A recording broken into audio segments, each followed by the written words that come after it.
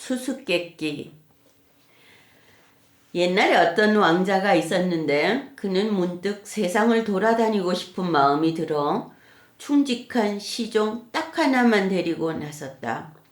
어느 날 큰 숲에 들어가게 되었는데 저녁이 오자 묵을 곳을 찾을 수가 없어서 어디서 밤을 보내야 할지를 몰랐다. 그때 작은 집으로 가고 있는 한 소녀가 보여 가까이 가서 보니 소녀가 어리고 예뻤다. 왕자는 말을 걸었다. 아가씨, 저와 제 시종이 작은 집에서 하룻밤 묵을 수 있을까요? 아, 네. 하고 소녀가 슬픈 목소리로 말했다. 그러실 수는 있지만 그러시지 않기를 권해요. 들어가지 마세요. 왜 들어가지 않아야 하나요? 라고 왕자가 물었다. 소녀는 한숨을 쉬면서 말했다. 제 의붓어머니가 사수를 써요. 낯선 사람들을 좋게 생각하지 않는답니다. 그러자 왕자는 자기가 마녀의 집으로 왔다는 것을 알아차렸다. 하지만 캄캄해지고 더는 갈 수가 없는 데다가 겁도 나지 않아 집 안으로 들어섰다. 할멈은 창가에 놓인 팔걸이 의자에 앉아 있다가 빨간 눈으로 낯선 사람들을 유심히 바라보았다. 어서 오게 라고 콧소리를 내며 아주 다정하게 굴었다. 앉아서 쉬게나. 할머니는 숯불을 불었는데 거기 작은 솥에 뭔가를 끓이고 있었다. 다른 두 사람에게 조심하고 아무것도 먹지 말고 아무것도 마시지 말라는 주의를 주었다. 할멈이 고약한 음료를 만들기 때문이다. 그들은 이른 아침까지 별일 없이 잤다. 다시 떠날 채비를 마치고 왕자가 이미 말에 앉았을 때 할멈이 말했다.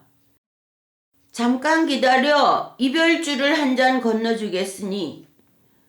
할멈이 음료수를 가지고 오는 동안 왕자는 말을 타고 떠났다. 나쁜 마녀가 음료를 가지고 왔을 때는 말 한 장을 단단히 조여야 했던 시종 혼자만 아직 거기 있었다. 이건 주인에게 갖다 주도록 하고 할멈이 말했는데 그 순간 유리가 터지고 독이 말에게로 튀었는데 독이 어찌나 독한 독이었는지 짐승이 그 자리에서 죽어 쓰러졌다.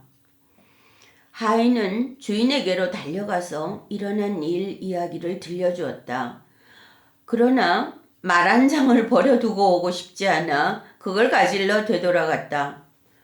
죽은 말에게로 가보니 까마귀 한 마리가 그 위에 앉아 말 시체를 뜯어먹고 있었다. 오늘 중에 우리가 뭔가 더 나은 걸 찾을지도 모르니까 라고 하며 시종은 까마귀를 죽여 들고 갔다. 이제 그들은 숲속에서 온종일 계속 갔으나 숲을 나올 수가 없었다. 어둠이 내리기 시작할 때 그들은 여관 하나를 발견하고 들어갔다. 시종은 여관 주인에게 까마귀를 주었다. 저녁 식사로 준비해 달라고. 그런데 두 사람은 도둑 소굴로 빠져든 것이었다. 어둠 속에서 12명의 살인자들이 낯선 사람들을 죽이고 금품을 털려하고 있었다. 그러나 작업을 시작하기 전에 그들은 식탁에 앉았는데 여관 주인과 마녀가 같이 앉았으며 그들은 함께 국을 한 대접 먹었다. 그 국은 까마귀 고기를 썰어 넣은 것이었다. 몇 입 삼키자마자 그들 모두가 죽어 쓰러졌다. 까마귀가 말고기를 먹으면서 독도 먹었기 때문이다. 이제 집안에는 여관 주인의 딸밖에는 사람이 아무도 없었는데 딸은 생각이 정직했고 불경한 일과는 아무런 상관이 없었다. 딸은 낯선 사람에게 모든 문을 열어 쌓여있는 보물들을 보여주었다.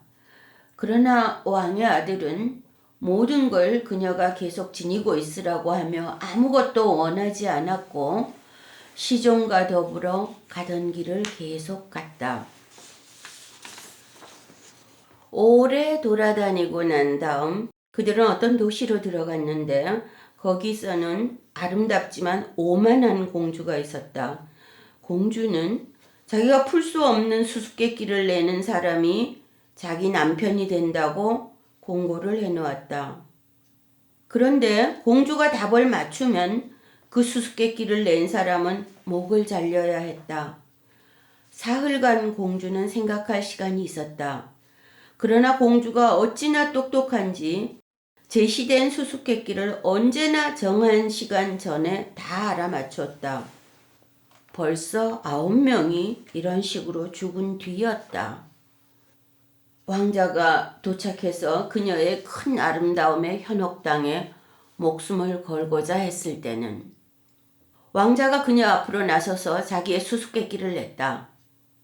이게 뭐죠? 하며 한 사람이 아무도 안 쳤는데 그래도 12명을 쳤어요. 그게 뭔지 공주는 몰라서 생각을 하고 또 했다. 그러나 알아낼 수 없었다. 공주는 가지고 있는 수수께끼 책을 폈으나 그 안에 그런 건 쓰여 있지 않았다. 간단히 말해서 그녀의 지혜는 끝난 것이었다. 어쩔 줄을 몰랐기 때문에 공주는 하녀에게 그 신사의 침실로 숨어들라고 명령했다. 거기서 그의 꿈을 엿들으라는 것이었다. 그가 어쩌면 잠꼬대를 하며 수수께끼를 폭로할 거라고 생각했던 것이다. 그러나 똑똑한 시종이 자기 주인 대신 침대에 눕고 하녀가 다가오게 하여 그녀가 몸을 감싸고 있었던 외투를 잡아채어 벗기고 그녀를 회초리로 쫓아냈다. 두 번째 밤에 공주는 시녀를 보냈는데 운이 좀 더 좋아 엿듣기가 잘 될까 보려고 그랬다. 그러나 시종은 그녀에게서도 외투를 벗겨 회초리로 쫓아냈다. 그러자 세 번째 밤에는 안전하려니 하여 주인인 왕자가 자기 침대에 누웠다. 그날은 공주가 직접 왔는데 안개 같은 잿빛 외투로 몸을 감싸고 그 옆에 앉았다. 그리고 왕자가 잠들어 꿈을 꾼다고 생각할 때 그녀가 말을 걸었다. 많은 사람들이 그러듯 꿈속에서 대답하기를 바라면서 말이다. 그러나 사실은 왕자는 깨어 있었고 그 모든 것을 매우 잘 이해하고 또 잘 들었다. 그때 공주가 물었다. 어떤 사람이 아무도 안 쳤다는 게 뭐예요? 그가 대답했다. 독이 들어 죽은 말고기를 먹고 그걸로 죽은 까마귀 한 마리. 계속 그녀가 물었다. 그런데 12명을 쳤다. 그건 뭐죠? 그건 까마귀 고기를 먹고 죽은 12명의 살인자들이죠. 수수께끼의 답을 알자 공주는 살그머니 떠났다. 그러나 왕자가 그 외투를 꽉 잡아서 공주는 외투를 뒤에 남겨두어야만 했다. 다음날 아침 공주는 자기가 수수께끼를 풀었다고 알려왔고 12명의 심판관을 오게 하여 그들 앞에서 답을 말했다. 그러나 왕자가 경청해 줄 것을 부탁하며 말했다. 공주가 밤에 제게로 숨어 들어와 꼬치꼬치 물었습니다. 그러지 않았더라면 수수께끼를 맞추지 못했을 겁니다. 재판관들이 말했다. 증거를 대시오. 그러자 외투 셋을 시종이 가져왔고 판관들은 공주가 입곤 했던 그 안개 회색 외투를 보자 말했다. 이 외투에다가 금실과 은실로 수를 놓도록 하거라. 그리하여 그건 그대들의 결혼 예복이 될 것이다.